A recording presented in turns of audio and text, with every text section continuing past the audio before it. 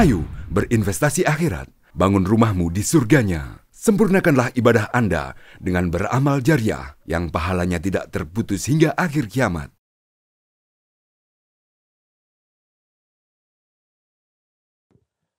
Assalamualaikum warahmatullahi wabarakatuh. Alhamdulillah. Alhamdulillahilladzi hadana lihada wa ma kunna linahtadiya laula an hadana Allah. Wa ashhadu an la ilaha illallah wahdahu la syarika lah. Wa ashhadu anna Muhammadan abduhu wa rasuluh khaliluhu wa safiyuh la nabiyya wa la rasula ba'dah. Allahumma salli wa sallim wa barik ala abdika wa rasulika Muhammadin wa ala alihi wa ashabihi wa man istanna bisunnatihi ila yaumiddin thumma amma ba'd. Jamaah rahimani wa rahimakumullahu ta'ala. Alhamdulillah atas taufik dari Allah subhanahu wa ta'ala, di malam hari ini kembali kita bisa berkumpul di masjid yang mubarak ini, berkumpul di majelis ilmu. Mudah-mudahan kita termasuk hamba-hamba Allah subhanahu wa ta'ala yang berkumpul di masjid Allah untuk yatadarasuna kitab Allah, sehingga kita mendapatkan keistimewaan orang-orang yang hadir dan berkumpul di majelis ilmu di salah satu masjid di antara masjid-masjid Allah subhanahu wa ta'ala. Amin ya rabbal alamin. Kita lanjutkan kajian kita, masih membahas Kitabul Jami' dari Al-Bulughul Maram, yang di dalam Kitabul Jami' ini dikumpulkan oleh Al-Imam Ibnu Hajar Al-Asqalani rahimahullahu ta'ala hadis-hadis terkait adab dan akhlak, yang kita semua sangat butuh tentang adab dan akhlak ini. Pada pertemuan yang lalu kita sudah membahas hadis yang ketiga. Sebelum kita lanjutkan hadis yang keempat, masih ada yang ingat hadis ketiga kemarin tentang apa? Atau sudah ada yang Masya Allah hafal hadisnya?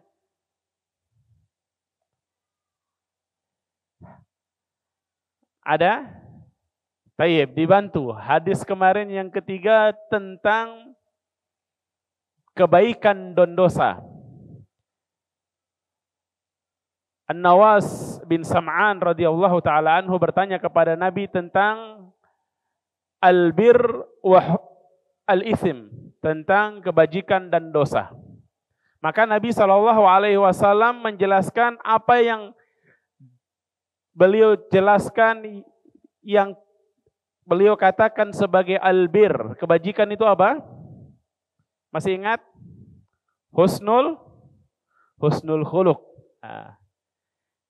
Ilmu harus diulang-ulang memang. Ya. Pulang di rumah, di murojaah, oh ini tadi yang kita bahas, ini penjelasan Nabi tentang ini perlu saya amalkan, ini harus saya tinggalkan. Maka atafal ilmu al-amal. Ilmu itu memanggil untuk diamalkan. Lihat nanti kalau ternyata ilmu diamalkan, maka dia akan lengket dan berbuah. Buah ilmu adalah amalan dan berkahnya di situ. Kalau diamalkan, maka insya Allah dia tidak akan lupa. Ya. Atau sudah terlalu banyak yang diamalkan sampai lebih banyak yang lupa. Ya. Ini jadi bahan introspeksi bagi diri kita masing-masing. Semoga Allah karuniakan kita ilmu yang bermanfaat dan kemampuan bagi kita untuk mengamalkan. Beliau katakan al-birru husnul khuluq. Kebajikan adalah akhlak yang mulia. Sedangkan al-ithmu atau dosa, apa kata beliau? Apa itu dosa? Pakai bahasa Indonesia saja. Masih ada yang ingat? Apa jamaah? Biasa bapak-bapak yang di sana ini ya lebih serius karena jauh. Dan masih ingat mungkin ya. Bagaimana? Ada yang masih ingat?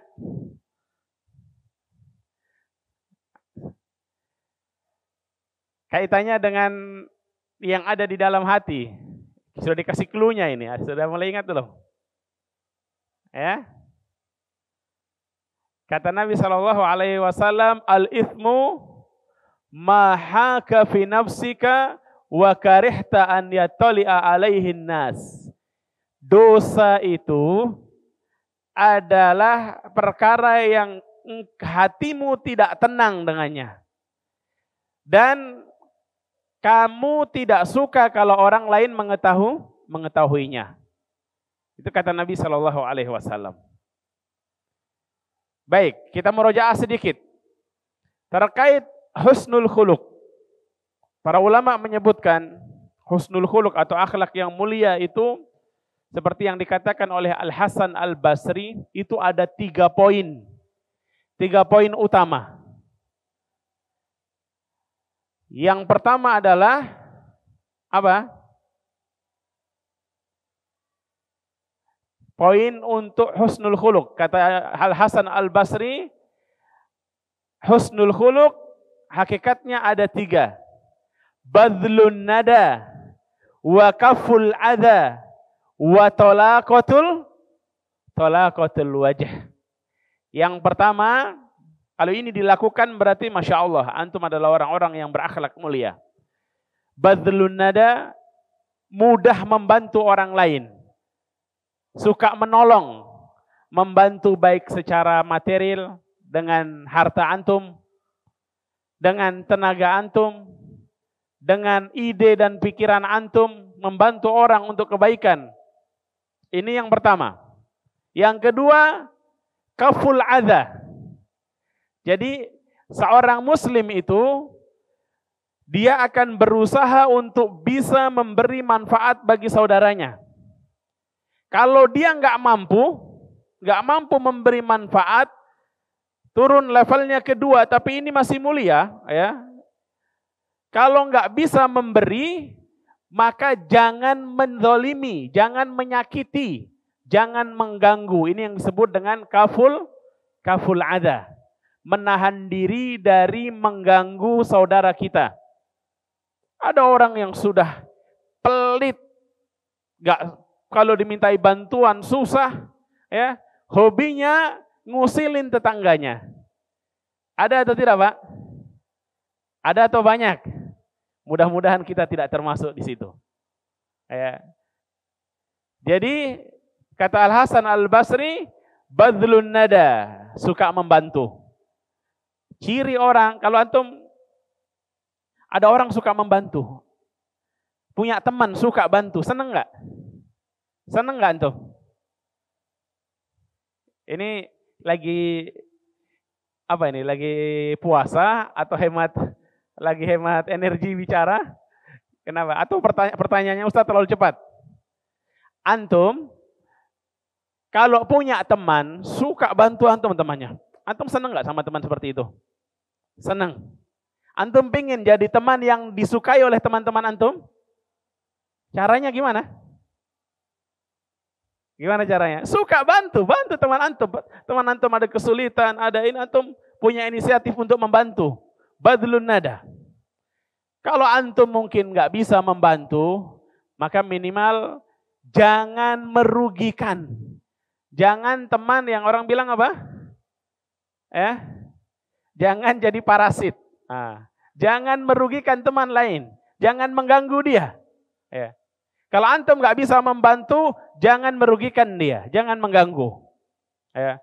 Ada orang nggak bisa membantu, tapi sukanya nyibir, sukanya nyinyir. Wah, ini jauh dari akhlak yang mulia. Kemudian yang ketiga, paling mudah tapi banyak, itu pun masih banyak yang meninggalkan. Talaqatul wajh. Kalau ketemu saudara kita, sudah jelas sesama muslim, ya, sama-sama pakai songkok, pakai peci, ketemu ya senyum, murah senyum. Talaqatul wajah. Tunjukkan wajah yang berseri-seri. Kadang kita atau sebagian orang mungkin ketemu orang cemberut saja. Yang ditunjukkan itu bahwasanya dia ini orang yang sulit tersenyum. Karena sebagian orang beranggapan kalau tersenyum akan mengurangi wibawa. Ini keliru. Antum punya atasan, suka cemberut, suka wajah garang, dan dengan atasan atau bos yang suka senyum, murah senyum, suka menyapa, pilih mana? Suka yang mana? Suka yang mana? Bos yang suka murah senyum, sukanya apa, atau bos yang garang? Jangankan senyum, kalau ketemu kumisnya harus dipelintir. Gimana? Pasti suka yang murah senyum, tutur katanya santun. Maka berusahalah kita menjadi orang ini. Nggak usah nunggu orang lain berbuat kepada kita. Berusaha kita menjadi seorang yang berakhlak mulia dengan memberikan bantuan yang kita mampu. Ada orang yang kuat tenaganya, Masya Allah di masjid, masjid lagi lagi ngecor misalnya, saya mampu, saya punya tenaga, saya bantu, datang. Tenaga saya nggak terlalu kuat, tapi duit saya banyak. Saya sewa orang untuk bisa bantu supaya masjid ini cepat selesai. Atau saudara kita ada yang kesulitan, dibantu. Nggak bisa, jangan mengganggu mereka. Dan minimal tunjukkan hal yang paling mudah, dengan mudah tersenyum, karena senyum itu nggak akan membuat antum cepat tua. Jangan berpikir, kalau saya terlalu banyak senyum nanti kuota senyum saya habis. Kalau sudah kuota senyum habis, bisa-bisa cepat tua. Nggak ada, Pak. Yang ada orang murah senyum, dia akan selalu nampak menyenangkan bagi orang lain, dan tentu akan kelihatan lebih muda yang jelas dari orang yang lebih tua, kan gitu. Baik, yang berikutnya,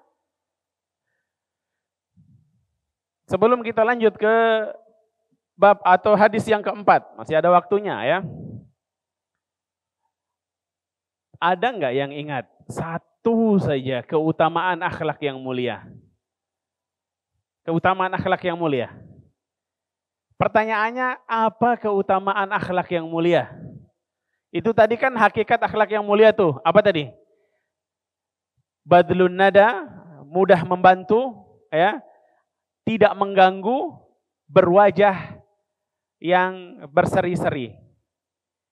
Kalau keistimewaan akhlak yang mulia sendiri apa? Mungkin ini perlu diingatkan agar kita termotivasi. Ternyata kalau saya mudah senyum, saya akan dapatkan ini keutamaannya. Apa? Ada yang masih ingat? Antum enggak usah malu-malu, pada tawaduk semua ini, wah. Saya malu ini, takutnya enggak. Fadhal. Ahsan, barakallahu fiik. Orang mukmin yang paling sempurna imannya, yang paling bagus akhlaknya. Siapa yang bilang? Nabi SAW. Akmalul mu'minina imanan ahasinuhum akhlaqa. Ini diulang-ulang terus supaya kita lebih termotivasi. Bila perlu antum catat, tulis, bikin wallpaper gitu kan, nggak usah dibikin. Kalau antum nulis tempel di ini repot. Bikin wallpaper di HP antum. Akmalul mu'minina imanan ahasinuhum akhlaqa. Kalau belum hafal, mudah searching Google nih, ketemu itu nanti. Mbah Google kasih tahu. Tempel itu dengan artinya, Masya Allah. Supaya antum ingat. Kemudian akhlak yang mulia itu mudah. Badlun nada, kaful ada, wa talaqatul wajah. Dari tiga ini apa yang sudah kita lakukan? Yang paling mudah, murah senyum. Apalagi? Di antara keistimewaan akhlak yang mulia. Apa ya jamaah? Masih ingat? Jangan malu-malu. Satu tadi Masya Allah sudah jawab. Yang lain? Sebelah sini? Ikhwan? Keutamaan akhlak yang mulia. Tafadhal. Silahkan, yang antum ingat. Masih ingat enggak? Lagi? Masa diborong yang lain, gantian yang lain. Ayo.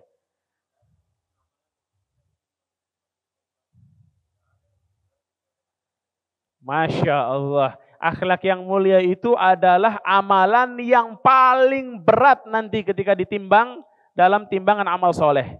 Ma min syai'in athqalu fil mizan min husnil khuluq, kata Nabi SAW.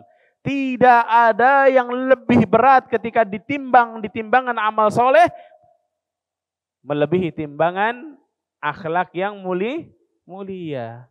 Orang dengan akhlak yang mulia dia dapat argo pahala jalan terus, dapat pahala, argo pahalanya jalan terus meskipun dia tidur. Ya. Kalau kita ngaji, berapa lama kita ngaji? Baca Quran, Masya Allah lagi semangat-semangatnya. Setengah jam awal Ramadan. Tunggu Ramadan dulu, semangat. Tapi terbatas, nggak sampai. Tapi akhlak yang mulia ketika kita menghiasi diri kita dengan akhlak yang mulia, bahkan hati kita bersih dari segala macam penyakit yang bisa merusak akhlak yang mulia, maka itu akan menyebabkan kita terus mendapatkan pahala mengalir kepada diri kita dari Allah Subhanahu wa taala, bahkan tatkala kita dalam kondisi tidur. Taib. Pertanyaan yang lain. Kadang orang berpikir gini, Ustadz, orang ini dari sono sudah begini, kalau bicara itu tidak bisa halus-halus, lembut-lembut. Tempus settingan default ini memang kalau ketemu orang wajah susah senyum, harus begini gitu. Gimana ini? Akhlak itu bisa dirubah enggak? Saya mau tanya, pertanyaannya, kadang orang beralasan dengan gitu, kalau saya bicara harus keras, harus bentak-bentak. Kalau bicara harus melotot-melotot. Ini sudah dari sononya ini Ustadz. Gimana ini? Pertanyaannya, bisakah akhlak yang seperti itu dirubah menjadi baik? Menjadi akhlak yang mulia? Orang misalnya yang punya akhlak yang kurang baik. Bisa enggak akhlak itu dipelajari, diusahakan untuk menjadi baik? Bisa. Ada yang tahu dalilnya? Dapat hadiah kalau tahu dalil ini. Nah, kalau dalil, kata Nabi SAW, man yatasabbar yusabbiruhullah. Siapa saja yang berusaha untuk sabar. Yatasabbar itu dia berjuang untuk menjadi orang yang sabar. Sabar nggak tiba-tiba ada orang yang, tolong bilang apa di sini? Sumbu pendek. Mungkin kita yang dari kecil atau bahkan lahir di Sorong, rata-rata kita terbiasa dengan, mungkin karena kita terbiasa dengan berpikir cepat, kadang marah juga cepat, ya kan? Baru sumbu pendek lah kita kadang, baru dipantik sedikit langsung meletus ibarat kalau petasan itu. Tapi itu bisa diperbaiki, dilatih, dilatih. Kata Rasul SAW, man yatasabbar yusabbiruhullah. Bahkan dalam hadis yang lain, man ana za'imun bi baitin fi a'lal jannah liman hassana khuluqah. Saya menjamin dengan istana di surga yang paling tinggi, Pak. Bagi siapa? Bagi mereka yang membaguskan akhlaknya. Jadi akhlak yang kurang bagus ini bisa dikikis, bisa apa istilahnya kalau kita ini digurinda supaya hilang, supaya jadi akhlak yang baik. Dan Rasul menjamin baginya nanti istana di surga yang paling tinggi. Istana di atas surga yang paling tinggi. Baik, kita lanjutkan ke pembahasan hadis yang keempat. Yaitu hadis tentang larangan berbisik antara dua orang ketika kita sedang bertiga. Apa maksudnya Ustadz? Ya kita dengarkan dulu hadisnya, kita simak penjelasannya, baru nanti kita akan mengerti apa maksudnya. An Ibnu Mas'udin radhiyallahu anhu qala Rasulullah sallallahu alaihi wasallam, "Idza kuntum thalathah fala yatanajasnani dunal akhar hatta takhtalitu bin nas min ajli anna dzalika yuhzinuh muttafaqun alaih wa lafdhu li Muslim. Hadis yang diriwayatkan oleh Ibnu Mas'ud radhiyallahu taala anhu, kata Nabi sallallahu alaihi wasallam yang artinya, jika kalian sedang bertiga, 3 orang, maka janganlah yang 2 orang berbisik-bisik. Berbisik-bisik sendiri 2 orang, yang 1 dicuekin, dibiarin. Padahal mereka bertiga. Lagi 3 orang, 2 ngobrol, yang 1 dicuekin. Tidak boleh, ini dilarang oleh Nabi Shallallahu Alaihi Wasallam. Kenapa dilarang? Beliau jelaskan hatta takhtalitu bin nas, sampai kecuali kalau sudah ada orang banyak berbaur, silahkan antum 2 orang ngobrol sendiri tidak masalah. Tapi kalau cuman bertiga jangan. Kenapa? Min ajli anna dzalika yuhzinuh. Karena itu akan menyebabkan orang ketiga menjadi sedih, menjadi berkecil hati. Apa maksudnya nanti kita jelaskan insyaallah. Hadis ini sahih riwayat Bukhari dan Muslim. Ini adalah hadis yang sangat agung, mengajarkan kepada kita akhlak yang levelnya sangat tinggi. Kalau kita tadi bicara akhlak, bantu orang dengan harta kita, bantu orang dengan tenaga kita, dengan ide kita. Ternyata di antara akhlak yang mulia, yang itu menjadi perhatian dalam Islam, bahkan Nabi SAW mewanti-wanti kita, adalah menjaga perasaan orang lain. Antum cari di mana, tidak didapatkan. Islam yang mengajar seperti ini, hanya Islam. Bahkan perkara yang sangat detail diajarkan. Makanya dikatakan oleh Abu Hurairah radhiyallahu taala anhu dan yang lainnya, ma min syai'in yuqarribuna ilal jannah illa waqad alamana Rasul sallallahu alaihi wasallam min. Tidak ada satupun perkara yang dapat mendekatkan kita ke surganya Allah kecuali sudah diajarkan oleh Nabi sallallahu alaihi wasallam. Wa ma min syai'in yuba'iduna 'anin nar illa waqad hadarana minhu sallallahu alaihi wasallam. Dan sebaliknya tidak ada satu perkara pun yang bisa menjauhkan kita dari neraka atau menyebabkan kita jatuh ke neraka kecuali Nabi sudah memperingatkan pula. Maka itulah indahnya Islam. Dan Islam mengatur semuanya untuk kebaikan umat ini, untuk kebaikan umatnya. Tidak ada satupun yang kita diperintahkan dalam Islam, melainkan kalau kita amalkan pasti itu baik bagi kita. Sebaliknya, tidak ada satupun yang kita dilarang untuk melakukannya, kalau kita langgar, pasti dampaknya akan buruk bagi kita. Kembali kepada hadis yang mulia ini. Nabi SAW mengajarkan kepada kita akhlak yang sangat tinggi, yaitu untuk menjaga perasaan orang lain. Maka kalau ada 2 orang tadi, atau 3 orang, ada 3 orang, kemudian 3 ini hanya mereka bertiga dalam satu tempat, baik itu di mobil, baik itu di masjid, baik itu di kantor, di ruangan, ya. Mereka hanya bertiga. Maka tidak boleh yang 2 orang, ya, ngobrol sendiri, bisik-bisik, ya. Ngobrol dalam artian bisik-bisik, yang ketiga tidak tahu, yang ketiga tidak mendengar, seakan-akan dia nggak dipedulikan, nggak boleh ikut. Ya, maka tidak boleh. Kalau dia ngobrol dengan suara kelas, ya, tidak ada masalah, dia juga dengar. Tapi kalau dia berbicara berbisik-bisik, ini terlarang. Termasuk sama dengan berbisik-bisik kalau ada 2 orang. Ada 3 orang, yang 2 pakai bahasa yang tidak dimengerti oleh orang yang ketiga. Ya.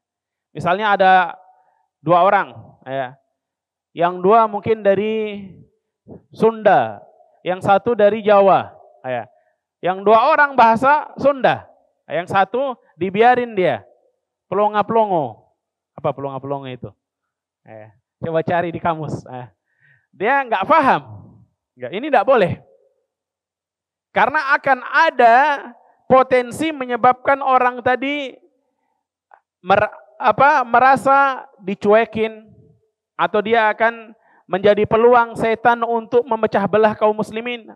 Tiga orang tadi, yang satu nanti bisa dimasukin pikiran, ini orang nggak ngobrol, nggak ngajak saya, berarti saya nggak dianggap penting. Saya nggak selevel dengan dia. Atau jangan-jangan malah dia lagi ngomongin saya. Hal-hal seperti ini di dalam Islam bahkan diperhatikan, dijaga jangan sampai terjadi. Berbisik-bisik ini dalam Al-Quran disebut sebagai an-najwa. Najwa. An-najwa itu berbisik-bisik. Berbisik-bisik. Makanya Allah katakan innaman najwa minasyaiton. Sesungguhnya bisik-bisik yang seperti itu dari setan. Tujuannya untuk apa? Liyahzunal ladzina amanu, agar membuat sedih orang-orang yang beriman. Dulu orang-orang kafir, orang-orang munafik, kalau lewat orang-orang muslim, sengaja mereka berbisik-bisik di antara mereka. Berbisik-bisik untuk membuat kaum muslimin sedih.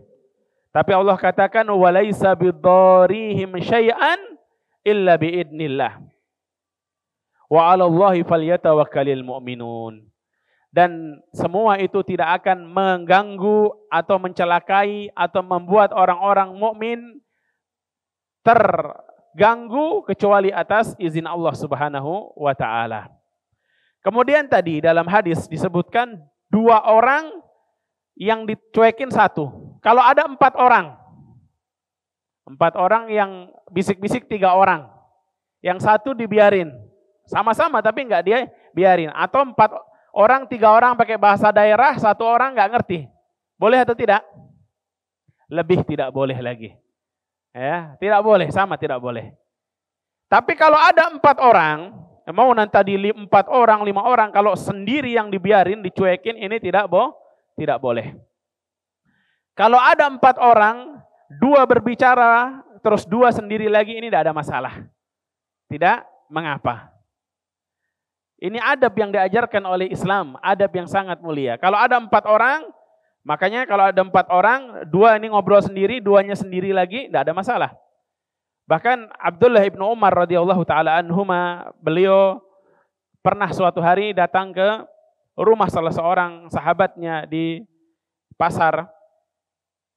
Saat itu beliau hanya dengan 1 orang sahabatnya. Kemudian datanglah orang lain yang punya keperluan khusus dengan Abdullah ibn Umar, ingin menyampaikan hal khusus. Mereka bertiga. Apa yang dilakukan oleh Ibnu Umar? Call friend, cari teman, panggil yang lain, cari 1 orang lagi. Dia bilang, kau temani dia ngobrol, saya ada perlu dengan ini. Kau temani dia ngobrol, saya perlu dengan ini. Itu yang beliau contohkan. Tapi para ulama, diantaranya Imam Nawawi dalam Riyadhus Shalihin menjelaskan, kalau kondisinya memang urgen, nggak ada lagi orang, kita ngajak panggil orang pada sibuk semua. Cuman ada bertiga. Solusinya gimana? Solusinya minta izin sama yang ketiga tadi. Afwan akhi, ana butuh, ada perlu dengan dia. Boleh ana pinjam dia dulu sebentar ngobrol. Nah, kalau dia sudah izinkan, kata para ulama tidak mengapa. Asalnya tidak boleh, tapi kalau sudah diizinkan oleh yang mempunyai hak tadi, maka jadi boleh. Kemudian syarat najwa, syarat berbisik-bisik, membicarakan pembicaraan rahasia, itu harus najwa dalam perkara yang bukan dosa. Maka kata Allah Subhanahu wa taala dalam Al-Qur'an bagaimana?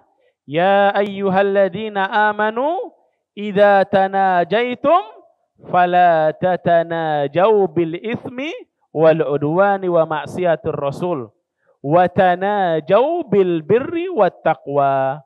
Wahai orang-orang yang beriman, jika kalian melakukan najwa, berbisik-bisik, maka jangan najwa dalam perkara yang dosa atau maksiat kepada Rasul. Najwa yang boleh dalam perkara takwa, ya, dalam bertawa kebaikan atau menghindarkan keburukan. Albir wa taqwa. Ya, maka ini diantara adab yang sangat agung, adab yang sangat tinggi yang perlu diperhatikan oleh kita semua. Mungkin selama ini kita anggap sepele, ada teman ngobrol kita 3 orang sama-sama terus kita ngobrol pakai bahasa daerah. Nah, atau lagi semangat-semangat bahasa Arab, temannya nggak bisa bahasa Arab, 2 orang pakai bahasa Arab, temannya sudah ini kita dicuekin ini. Padahal bahasa Arabnya dia baru kaifahaluk bi khairin walhamdulillah. Itu pun tetap tidak boleh. Ya, tetap tidak boleh. Kalau ada perkara yang memang sangat penting dan dia harus disampaikan saat itu, maka caranya tadi bagaimana? Minta izin dari pihak yang ketiga. Sehingga Islam mengajarkan kepada kita apa? Menjaga perasaan, menjaga hati, agar tidak ada potensi setan untuk masuk membuat pemikiran-pemikiran yang buruk terhadap sesama muslim. Bahkan Nabi SAW mencontohkan dalam kisah yang lain, beliau sangat memperhatikan hal seperti ini. Ketika beliau sedang berhaji atau umrah, berhaji kan, beliau sampai di satu tempat namanya Al-Abwa. Kemudian ada seorang sahabat yang tinggal di sana nangkap himarul wahshi. Himarul wahshi itu apa? Zebra, ya. Tapi bukan zebra cross, zebra betulan ini ya, zebra yang bisa dimakan. Zebra ini kan binatang liar, binatang buruan. Ditangkap, dihadiahkan kepada Nabi. Nabi tolak. Nabi melihat orang tadi agak kecewa. Nabi mengatakan, lam narudduhu alaik illa anna hurum. Sebenarnya kita enggak menolak hadiahmu kecuali karena memang kami lagi ihram. Kami muhrim. Kalau orang muhrim, orang sedang berihram, mau haji atau umroh, tidak boleh kita menjadi sebab orang lain menangkap binatang buruan. Dan tidak boleh kita berburu. Maka ditolak, dijelaskan supaya orang tadi tidak berkecil hati, tidak kecewa.